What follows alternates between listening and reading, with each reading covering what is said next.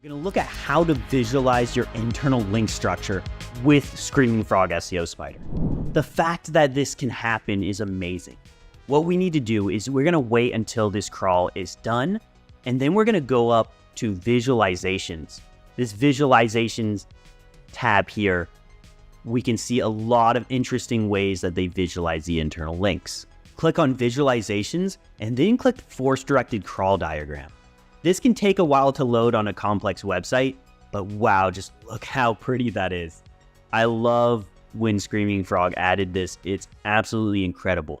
So how do we even interpret what's going on here? This is a visualization of the internal links on the website. And you can see this is the homepage URL.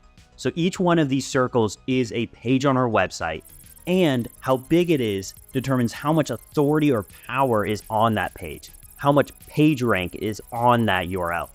And we can see that the top URLs are here right around the core website domain, the homepage. And that's giving us all these collection pages that are right at the front, as well as, some about pages and informations, things of that nature, giving us information that they need on the homepage.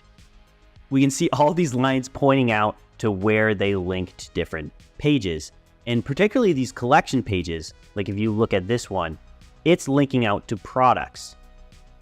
And these are all the products that are linked out from this collection page. If we click onto one of these, right click and click focus here, we can actually we can look at just this collection and all of its internal links to different products. So each one of these, as you can see, is a product URL. And we can open it in the browser to see what this looks like in reality on the website.